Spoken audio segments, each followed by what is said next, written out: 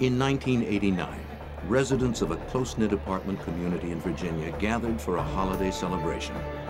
For Tammy Brannen and 5-year-old daughter Melissa, Christmas was always a special time. Then, without warning, the little girl was gone. Her disappearance ignited an impassioned search. Law enforcement and the local community spared no effort. But would they piece together the evidence and find her before it was too late?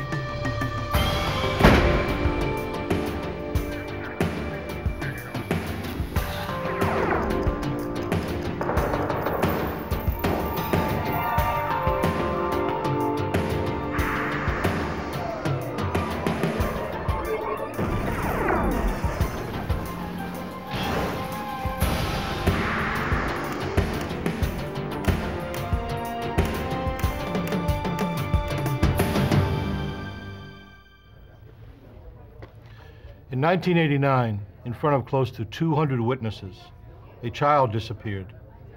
5-year-old Melissa Brannen vanished from a Christmas party at her mother's apartment complex in Virginia. Children have a way of wandering off, but it soon became clear this was more than a case of a lost child. Someone had taken Melissa. What sorrow compares to a mother's grief? What kind of monster preys on children? I'm Jim Kallstrom, former director of the FBI's New York office. The hunt for Melissa galvanized the community as a nation held its breath and waited for word. All victims deserve justice. All criminals must be punished. But when a crime involves a child, the stakes become so much greater.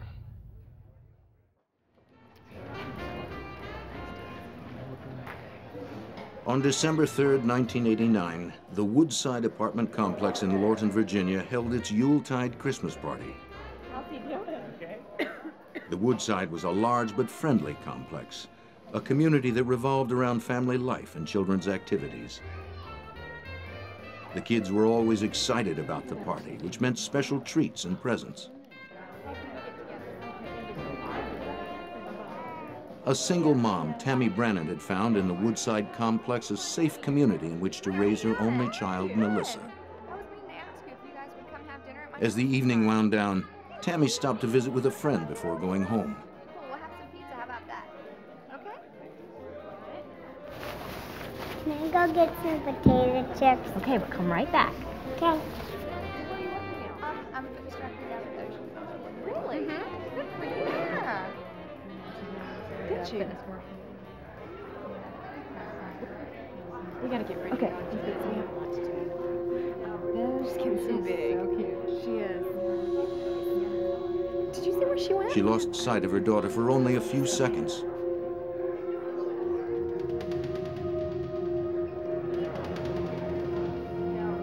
But that was long enough for a mother's worst nightmare to begin. Can you see my daughter?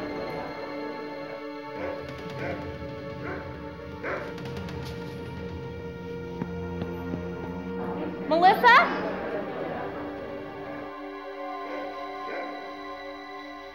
Melissa? Melissa! Melissa disappeared.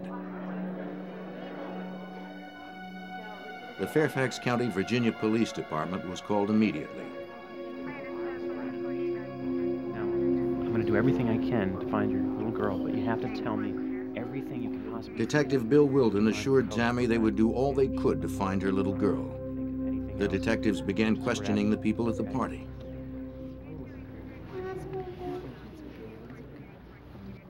No one could recall seeing Melissa leave the party or anywhere near the front door. I'm Detective Wilden. This is Rappaport with the Richard Rappaport, the Fairfax Department's search commander, joined Detective Wilden to organize the search party. If you come across anything suspicious, an article He would head up the investigation. Does everyone understand?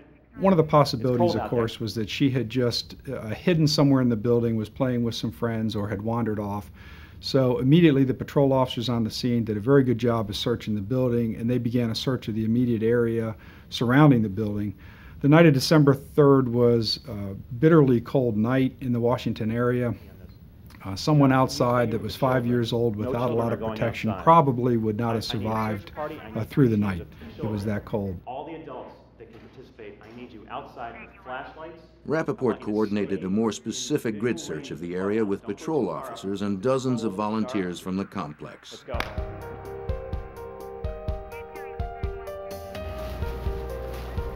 The search effort began. Nearly 100 neighbors, police, and Army personnel from nearby Fort Belvoir combed the woods around the complex. Most were parents themselves, united by a single concern: to find Melissa. Like the detectives, they expected to find a shivering and frightened little girl lost in the dark woods and crying for her mother. Officers began to question the 200 people who had attended the party and interview over 400 other Woodside residents.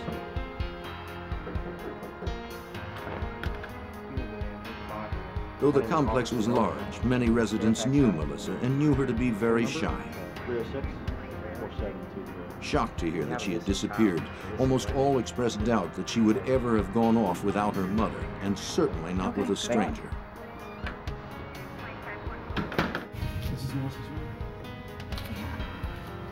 Detective Wilden went with Tammy to her apartment to interview her. He questioned her extensively about her past and possible troubles with her neighbors or employer. An accountant, she had never had any problems with anyone. Tammy had lived at Woodside for over 3 years since her divorce from her husband in Texas. She had experienced the normal readjustments of a newly single mom, but she and her ex-husband were on good terms. When detectives discovered an open window in the furnace room, Jim Gogan, the crime scene investigator for the Fairfax County Police Department, was asked to examine it. Right through here. The way the door was set up, everybody had to either go through the crowd to get out the front of the building. That was only the main door and the only door available to get out, with the exception of the hallway down to the bathrooms and the furnace room. They had large windows, and in the furnace room itself had a window, what was discovered open. And from there, the assumption was made that possibly that's how she was taken from the building. Melissa's disappearance was suddenly far more complicated. The search for a missing child had become a possible abduction case. Did you see her leave the party at any time? The police continued their questioning with even greater urgency and began to hear repeated mention of the strange, even bizarre behavior of the maintenance man for the complex. That was the last I saw. What was his height? Several of the women reported how offended they were by extremely vulgar sexual propositions made to them by Caleb Hughes. There was a possibility that if she had been abducted for sexual purposes, that she might be molested, but we were very, very hopeful that we could at least find her alive before her life was in jeopardy. Now that they were dealing with a possible abduction case, detectives returned to Tammy's apartment and collected nightgowns, hairbrushes, and bedclothes, any items bearing traces of Melissa. Can you describe? As detectives continued questioning the people at the party, they learned more disturbing details about Hughes' behavior that night. He had spent what seemed to many to be an unusual amount of time playing games with the children. He made the parents uneasy by touching the kids. There was something unsettling, something indecent about him. At the party, he was not dressed as well as the rest of the people. He wore his work clothes. He mingled with some of the people he knew at the party, and he spent some time talking with Melissa's mother, making comments about Melissa, and offered to take Melissa and a couple of the other children to the restroom if they needed to go. He just had some very suspicious behavior from a man of his age around the children.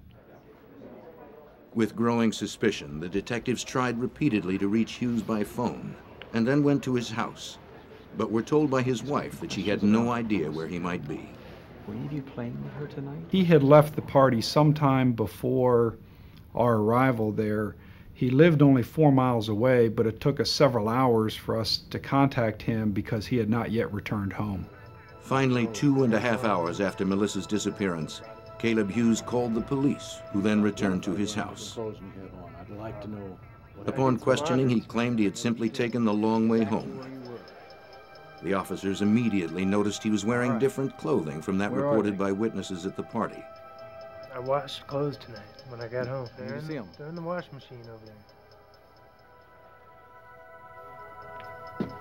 In the washing machine, they found the clothes Hughes had been wearing, as well as his sneakers and a leather belt with a knife sheath.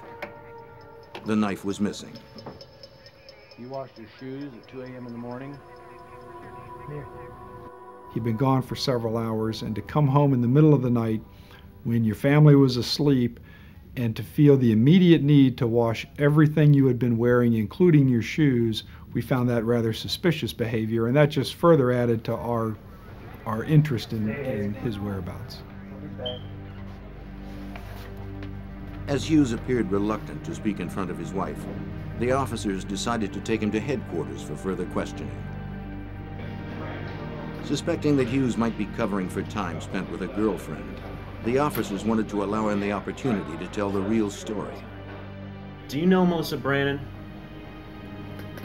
No, I do not. To the detective's surprise, there was no real story.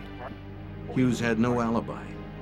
He claimed he had no idea who Melissa was, that he had driven the long way home Why were you alone washing your after shoes? picking up a six-pack, and then had simply washed his clothes. You normally wash your shoes with your clothes? Sometimes, yeah. What were they dirty with? He said as an excuse that they were his only work clothes and he had to be to work the next day and they were dirty, so he needed to clean them for work. Look, am I being charged with anything? Despite hours of intense questioning, Hughes remained not right smug now. and evasive. I'm free to go. Finally, Yeah, you're free to Detective go. Wilden told him he was free to go, But I know you're though he guilty. was almost certain Hughes was lying. Well, you're gonna have to prove it then, aren't you? As far as the Fairfax County Police Department was concerned, Caleb Hughes was the prime suspect. Believing Caleb Hughes was involved in Melissa's disappearance, Detective Bill Wilden contacted Fairfax County Commonwealth Attorney Robert Horan. It was a suspected homicide, certainly by then. He made some statements that were out of character for somebody who really Melissa is Brannen? a suspect in a crime of this nature. You would normally think the minute somebody would suggest you or I have abducted a 5-year-old child, Look, am I I free mean, to you go? would think it would be Am I the being most charged? vigorous, vehement outburst. Of course I didn't. Well, they got nothing like that. Matter of fact, at one point he said to Wilden, "Prove it," which is again an unusual reaction for somebody who had nothing to do with it. Gauguin had photocopied Melissa's picture and printed hundreds of flyers to help in the search. And as the sun came up, the search expanded into further down south on the highway. They sent soldiers out to do massive searches through the woods, along the railroad tracks, and as possible ideas of locations where she might have been were developed, again, hundreds of people were gathered to search and walk those areas. The car Hughes had been driving that night belonged to his wife. She gave investigators permission to impound and search it.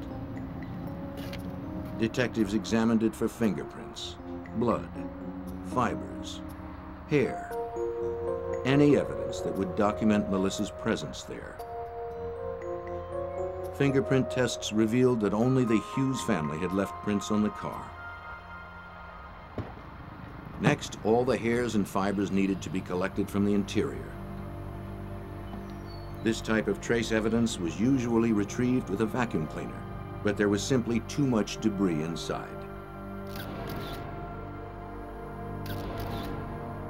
When I first approached the car and looked inside, I just kind of went, whoa. They had 2 large dogs, the Hughes. They carried them a lot in that car. It was just cluttered with dirt and debris and just a mess inside that car. And I just kind of shook my head like this was going to be a real challenge. So I decided to use the masking tape as an alternative to the vacuum cleaner, just hoping to just get what was on the surface.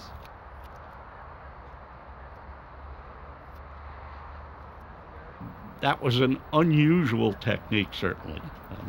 In my years, that was the first time I ever had run into it in the Fairfax Police Department.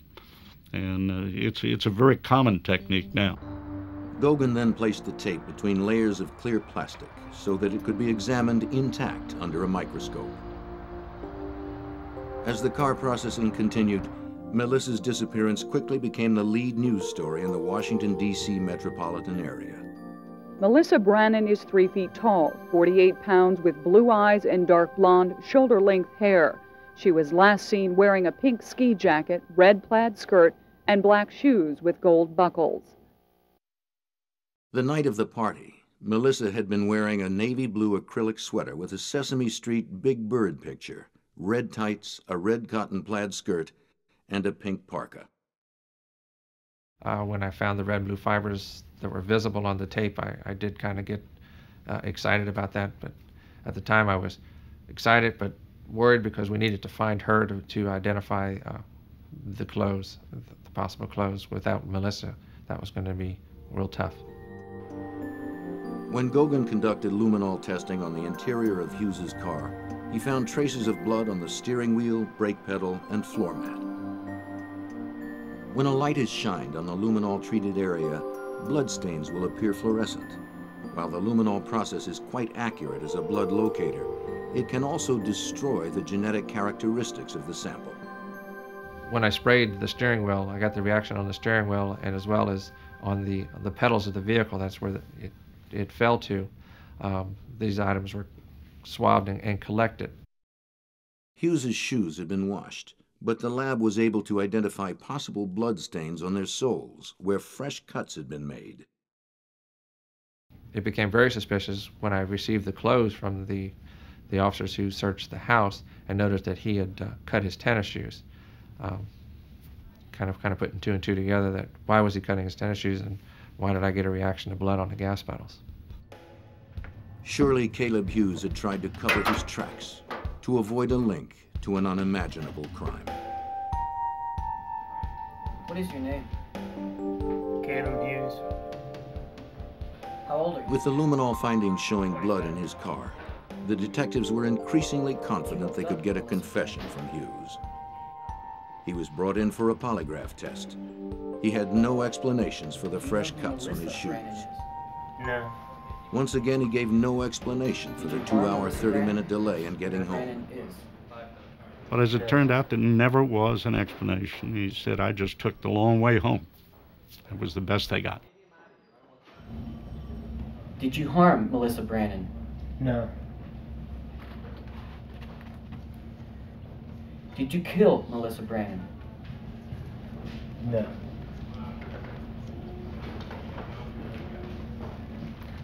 These are proven to be deceptive. When Hughes denied outright that he had killed Melissa, polygraph examiner Rick Danielle was sure he was lying. He really denied ever having seen this child, denied knowing who the child was. He was showing pictures of her, never seen that child before. And of course the police knew that was not true because he had been at the same table with the child, had talked to the child. You got the wrong guy. I'm asking you about what you did. You got the wrong guy. Danielle was absolutely satisfied he was hiding something, that he was lying about something. So close to getting you. I'm out of here. He was attempting to deceive him. But of course, none of that under Virginia law, as you may know, that's evidence. You're not allowed to use it at trial. Investigators were convinced Hughes had abducted and harmed the beautiful little girl. But Tammy Brannen tried to keep her hope alive, fighting her worst fears. Melissa's Christmas presents waited under the tree. News 7 has confirmed tonight that the investigation into the disappearance of 5-year-old Melissa Brannen appears to be focusing on one primary suspect. Police will continue their search efforts and to pursue leads. There is now a $10,000 reward for any information concerning Melissa's whereabouts. For Tammy Brannen and her parents, the hours passed in an agonizing wait for more information. Melissa's disappearance electrified the tiny rural community of Lorton, a suburb of Washington, D.C. Only 5 months earlier, 10-year-old Rosie Gordon had been bike riding in her neighborhood when she was abducted, raped, and murdered. Her killer had never been found. Nice to meet you too. Rosie's mother quickly came to Tammy Brannen's support. The yellow ribbons that punctuate trees and balconies at the Woodside apartment complex in Lorton have weathered Once Melissa's 3 disappearance was snowstorms. reported They've on the held their news, position the community through fear rushed and to her support. speculation as to the Yellow whereabouts ribbons of began 5-year-old appearing on Melissa Christmas Brannen. trees throughout the area. By all indications, Tammy was a wonderful mother, very loving mother, very, very protective of her child. Melissa was her only child, and I just think all those facts together struck a chord that virtually anyone could identify with those circumstances, and people's hearts went out to the Brannen family. Hundreds of people volunteered to post flyers throughout the region and assist the local authorities in their search. A new expert was also brought into the search effort. The National Center for Missing and Exploited Children sent John Gold, one of their search and rescue consultants. We are legislated into being as the state clearinghouse for all the information regarding missing persons, and we also assist families and law enforcement kind of as a liaison between the two, working as many cases as we can. After debriefing, Gold and his partner went directly to the apartment complex clubhouse. Check a stride out here. Outside, they found adult male footprints leading from the furnace room window to a split rail fence whose top rail had recently been broken. We began to find transferences on the other side of the fence into a small parking lot there beside the clubhouse, in the parking lot, I think, with an abandoned restaurant or some type of building there. And that's where the track stopped. Straight through here, over this fence. Right from the beginning, we found the adult footprints, but we never found a child's footprints. So we felt comfortable that if that was the abductor we were looking for, and we felt pretty comfortable that it was, that Melissa was probably being carried, even from outside the window, was being carried by the abductor to the point where she and the abductor got in the vehicle. But where would Hughes have taken her? I don't know. Detectives received a lucky break when they interviewed Hughes's wife. She had been somewhat suspicious that he might go somewhere else after work. She didn't want him to go anywhere except to work and directly back home. And so unbeknownst to him, she had made a note of what the mileage was. And the following day told us that she had checked the mileage again and that 12 miles had been put on the car. We now had another piece of possible information about the extent to which he could have gone that night. We first marked the location of the crime. This was the apartment complex in southern Fairfax County. We next located Caleb Hughes' residence, which was in northern Prince William County, roughly in this area. We then took a string that was the equivalent of 12 linear miles and tied the two ends of the string together and placed them over the pins. So we simply took a pencil and defined that area so that any point at the end of that string represented the outer limits of the search that was conducted on December the 8th. Within 3 days of Melissa Brannen's disappearance, investigators had organized a 25-square-mile joint search with the Army, Police Department, Civil Air Patrol, and Coast Guard. Over 500 volunteers turned out for the effort. We have a 12-mile radius that we need to cover. Black hat leather shoes, with gold bows, and pink hooded jacket. We had dozens of search teams that were comprised of trained law enforcement people, civilian volunteers, and military personnel. They were doing step-by-step searches of defined areas. Each area had been broken down and was assigned to a team. We're going to be looking for the clothing a lot. That's going to be one of the main things. They had specific instructions on how to search. If they found anything which they thought might be evidence, they were to mark it, not to disturb it, and we had teams of crime scene people who would then respond to that particular location and process the evidence. At this point, we've not found anything today that puts us any closer than we were this morning. The volunteers were frustrated and extremely disappointed. I know there were nights when I would go home and my family would have seen a newscast about another day of searching, and my own children would say, "Daddy, are you going to find that little girl? When are you going to find that little girl?" And I think that was a conversation that was occurring in the homes of dozens of investigators and police officers involved in this case. While the search continued, Gogan approached the nearby FBI lab with the evidence he had processed from the car. Because Melissa was still missing, the FBI's state-of-the-art technology would be critical in establishing the connection between the hair, fibers, and bloodstains collected and Melissa Brannen.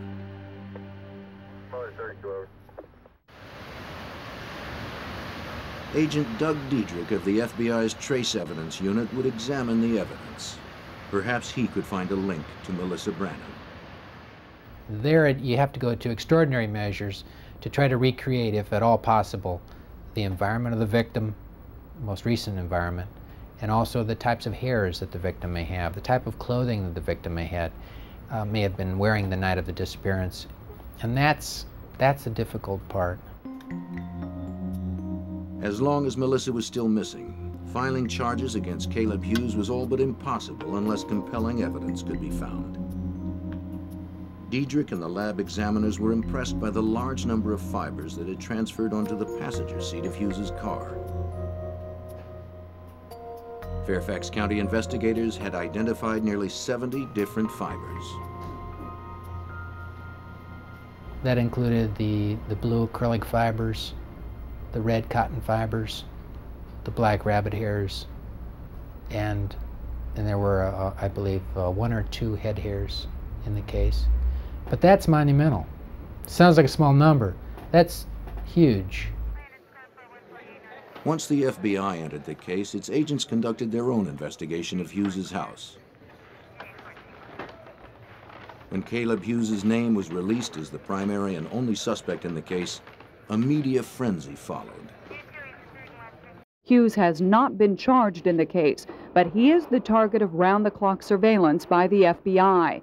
Federal investigators working with police from Fairfax County last night executed a search warrant on the groundskeeper's rented townhouse. They recovered several items which have been taken to the FBI laboratory to be tested to see if there is any evidence linking this man to Melissa. In the meantime, the FBI's official comment is no comment. The FBI brought the power of a federal grand jury to the investigation. The grand jury ordered Hughes to submit to blood and other forensic tests, something the local authorities had not been able to order. Hughes complained bitterly in interviews that his life had been ruined by the invasion. Details of a troubled past emerged. Hughes grew up in an abusive, dysfunctional home. He had a record as a juvenile delinquent, a long history of drug and alcohol abuse, and a disturbing attraction toward children.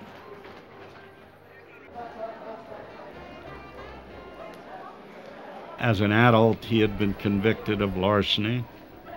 He had been convicted of car theft. He had been convicted of contributing to the delinquency of a minor. The evidence indicated that he did spend a lot of time with young children, nobody the age of Melissa Brannen, but certainly a lot of children in their early teens.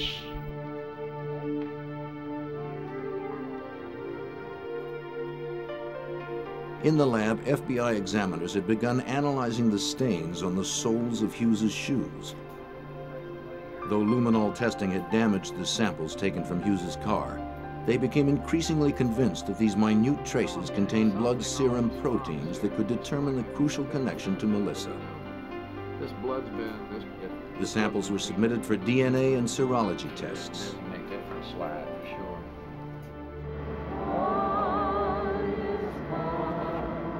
15 days after Melissa's abduction, a candlelight vigil for Melissa was held at the apartment complex. The little girl's disappearance had united the Fairfax community in compassion and outrage.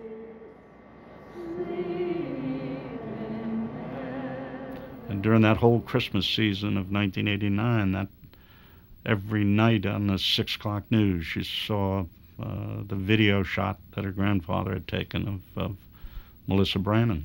And I'm sure I was like many people in the metropolitan area of Washington who felt that they knew her from seeing this lovely child every night on television.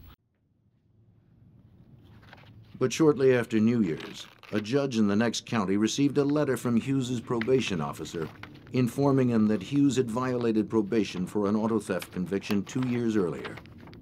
On January 24th, the judge revoked Hughes's probation, and he was finally put behind bars. The earliest he could be released was November, giving the Fairfax County prosecutor ample time to build his case. Without sufficient evidence to file charges, Hughes had remained free. But now, with Hughes safely put away, the FBI had the time needed for the extensive testing required by the trace evidence. There was still a chance Melissa's body might be found, but without it, the case against Hughes would have to be made in the FBI lab.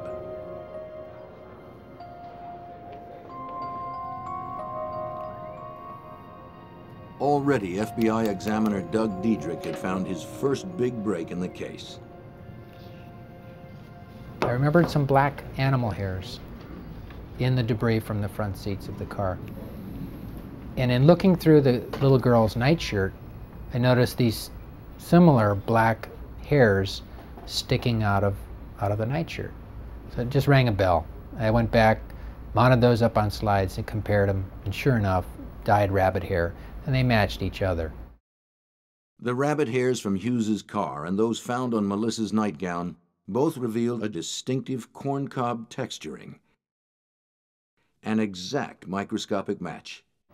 Agent Diedrich immediately called the prosecutor to determine whether Tammy Brannen owned a rabbit fur coat. Not only was it confirmed that Tammy Brannen owned a rabbit fur coat, she had worn it to the Christmas party.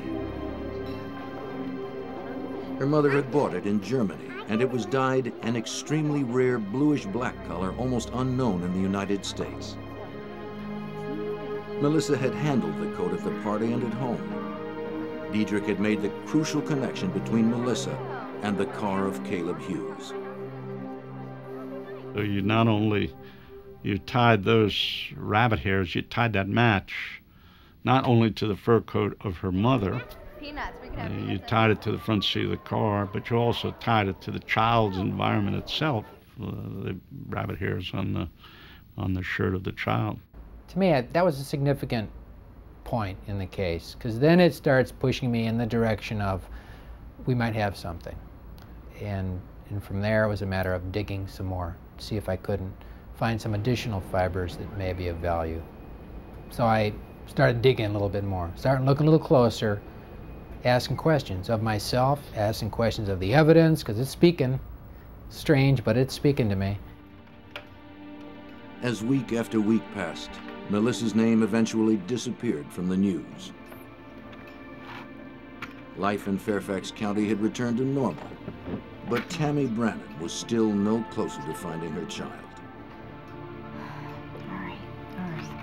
It's tremendously difficult for the family to come to terms with everything that has gone on, to come to terms with still trying to hold on to that glimmer of hope that their child's alive, and then the realization that in all likelihood, they may never find their child alive or may never find the body of their child even after they've been murdered. Tammy was forced to face the reality that by now, there was almost no chance Melissa could still be alive.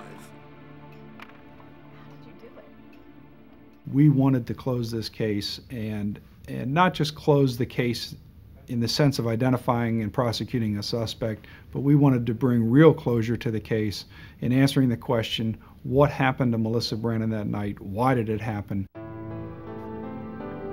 Such questions plagued Tammy Brannen. Depressed and unable to work, she remained secluded in her apartment, waiting. Agent Diedrich had examined the blue acrylic and red cotton fibers in the passenger seat evidence collected by Jim Gogan. At first glance, they appeared to match descriptions he had been given of the red tights and big bird sweater Melissa wore that night. But without a duplicate outfit to make an exact fiber comparison, he was at a dead end. And so I went home, spoke to my wife. Of course, she straightened me out right away that if it had a big bird on it, it wasn't Winnie the Pooh, and it had to be sold at JCPenney's, having young kids of my own about the same age. Diedrich asked his wife if she kept any old JCPenney catalogs in the house from the last few years. She said she knew she had a Christmas catalog. Teased me about being a pack rat. I think it Diedrich was astonished to find a picture of an outfit that exactly matched the description of that worn by Melissa. JCPenney's catalog. I collected it 2 years ago at Christmas. Oh, great. The FBI contacted JCPenney, and the store began a search of its records. For more than 2 months, Tammy Brannen had anxiously waited by the phone for some kind of information or word about her daughter. Where is she? Then, completely unexpectedly, she received a phone call. A man's voice told her he was holding Melissa for ransom and that she must deliver $75,000 the next day, or her little girl would be seriously hurt. Can I talk to her? Had Melissa been found? Yes. Yes. The national statistics will tell you that a child who's abducted by a stranger is usually dead within 3 hours of the abduction. So the likelihood of Melissa being alive months after the abduction is extremely slim. Mom, they have Melissa. Tammy immediately called her mother, but Detective Wilden cautioned them not to let their hopes get too high. No, don't call anyone. I'll tell you all about it. Just come over right now. Once again, Melissa Brannen was about to become front-page news.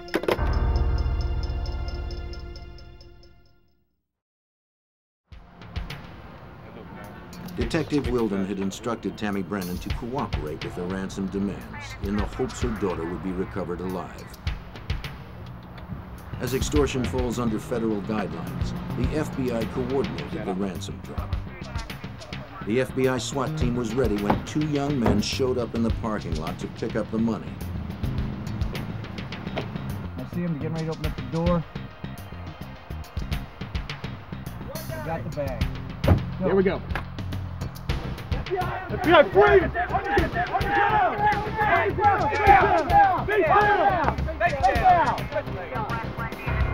They were quickly arrested. But did they have Melissa in their possession? The information provided in the ransom call was so vague and so generalized, it's entirely possible that the person who called may have picked up that information simply by watching the news or reading the newspaper. Usually if there's a ransom demand that is legitimate, they're going to have very specific information that would be known only to the abductor and probably some of the investigators. The 2 arrested youths were former students and roommates from a nearby university who had seen an opportunity to make some easy money out of Tammy Brannen's tragedy. They were convicted of 5 counts, including conspiracy and extortion, in the United States District Court in Alexandria, Virginia. Turned out to be just a terrible hoax. I mean, just terrible. The notion that you would do that deliberately to a mother who was going through what she was going through. There were copious amounts of dog hairs in the tape samples collected by Fairfax County crime scene investigator Jim Gogan, as well as dozens of human hairs. FBI lab examiners separated and painstakingly subjected each one to testing. Finally, a hair was found that was different from the others. The hair was a very light blonde, the only one of its type found in the vehicle. But it was an exact match with the hairs found in Melissa's hairbrush. Matching the human hair with Melissa was the second big match for Diedrich. But the critical link of Melissa's clothes to the fibers from Hughes's car was incomplete without a duplicate Big Bird outfit to analyze. Because it had been a special Christmas outfit, produced only once, it could not be found in stock. JCPenney gave the FBI a list of people who had purchased the outfit from its catalog division. They then sent FBI agents out across the country to locate those people and determined if they still had the Big Bird outfit that they had bought from the JCPenney catalog, and ultimately they were able to locate a sample outfit from a family that still had the outfit. Obtaining the outfit could mean the difference between conviction and acquittal in the case. The FBI asked the family traced through the JCPenney records to send it to their crime lab. Well, I remember that day pretty clearly. I knew the outfit was coming in. The fiber color, according to the color in the catalog, was navy blue, but the fibers that I was finding were sort of purplish blue. So I was a little anxious that maybe this wasn't the same outfit, that maybe we were going in the wrong direction. So when that package came, I was, again, uncomfortable with even opening it, because I thought I was on the right track, but I didn't want to be wrong. I opened up the box, and sure enough, it had a purplish coloration to it. So it kind of gave me a nice, warm, fuzzy feeling there that I might have the right color anyway. Fibers were pulled from the red cotton skirt and the blue acrylic sweater. A thorough analysis of the fibers from the outfit indicated an identical match with the fibers from Hughes's car. From the red cotton threads to the blue acrylic yarns to the yellow cross threads from the plaid skirt, the duplicate Big Bird outfit matched in every respect with the car fibers. What I was finding was meaningful evidence that an abduction had taken place, that in fact the victim, in all likelihood, had been in the front seat of the subject's car. With the new evidence, the prosecution could now piece together the actions of Caleb Hughes on the night Melissa disappeared. At the party, Hughes had tried to pick up several adult women, but when they rejected him, he sought a substitute. There you go. Smile. Fueled by frustration and alcohol, Caleb Hughes became a desperate predator with a perverse desire. His stalking eye fell upon the children. He waited and watched until an opportunity presented itself. Bye. When it did, Caleb Hughes seized an innocent and trusting child.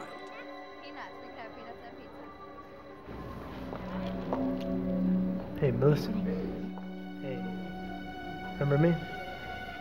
Come here. By abducting Melissa Brannen, Hughes had crossed the boundary into the unspeakable. We got to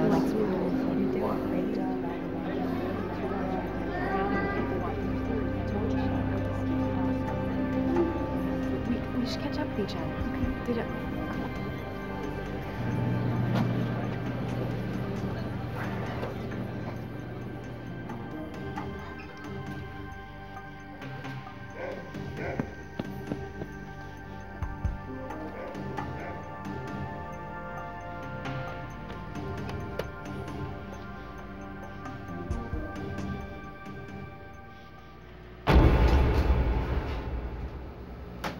The analysis of the duplicate Big Bird outfit produced compelling evidence.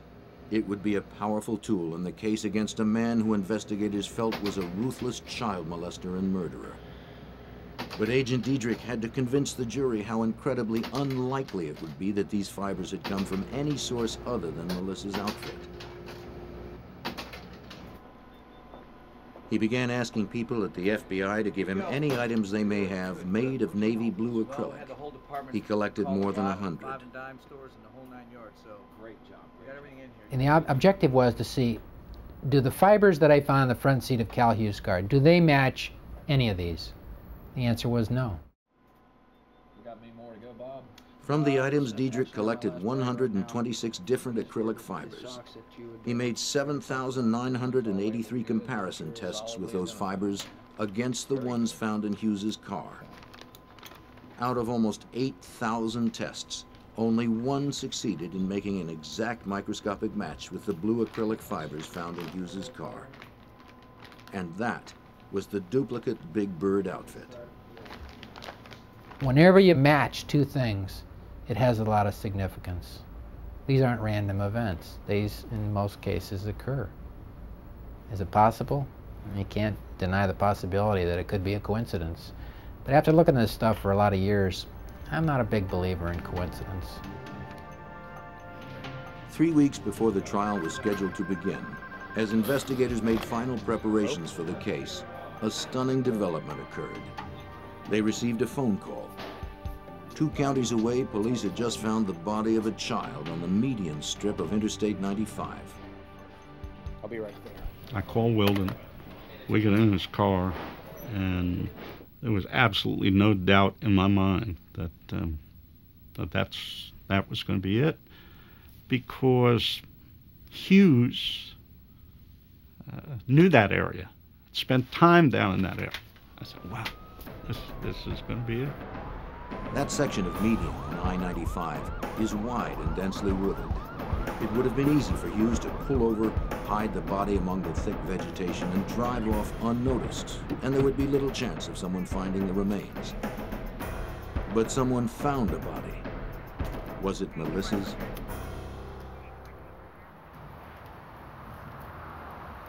If it was Melissa Brannen's body in the highway median, Fairfax County Commonwealth Attorney Robert Horan felt he could put Hughes behind bars on murder 1 charges.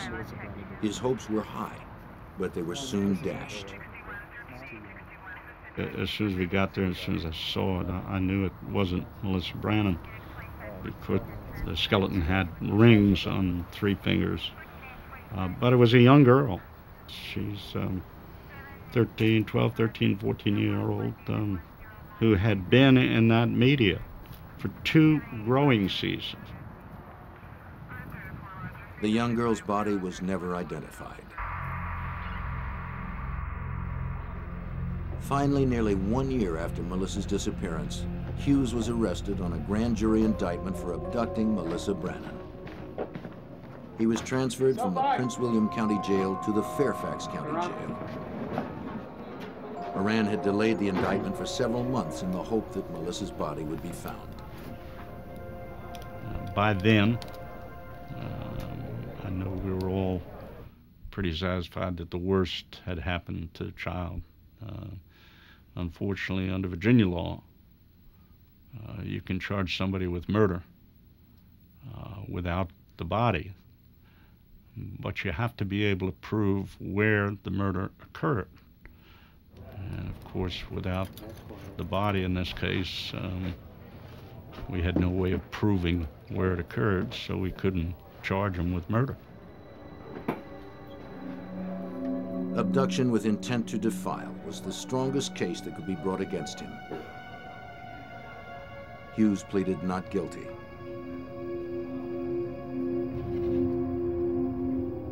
Few people in Fairfax County believed that Melissa could still be alive. But everyone, most of all Tammy Brannen, needed to know what had happened and needed to see justice served. Because it's tremendously important that the family of that child had definitive answers, that they know what happened to their child, even if the news is not pleasant. They need to understand exactly with concrete information what happened to their child. They need to be able to have closure. They need to be able to give that child the burial that they deserve and go on with their lives.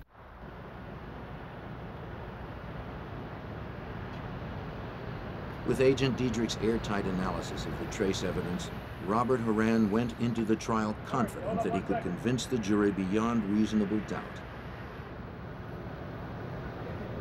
The trial began on February 26, 1991. Looking good. A chief part of Horan's strategy was depicting Hughes' deviant sexual behavior at the party. He produced several female witnesses who recalled the crude, vulgar sexual propositions he had made to them, and others who testified he had spent considerable time playing with Melissa and had been talking to her just before she disappeared.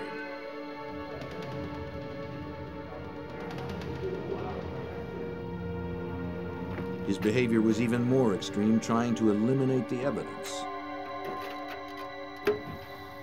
Washing his clothes, his leather belt, his shoes. He could not account for the fresh cuts on the soles of his shoes. Nor could he account for his whereabouts for the 2.5 hours between leaving the party and arriving home.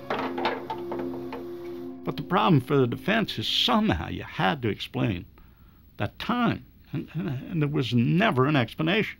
I mean, it would have gutted our case. Our case is over if you can explain any of that time.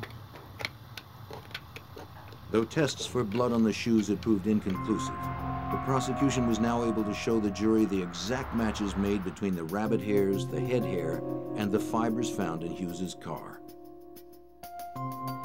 Nonetheless, the defense argued that all of the fiber and hair evidence was purely circumstantial. It may be circumstantial, but it is powerful circumstantial evidence because it doesn't change.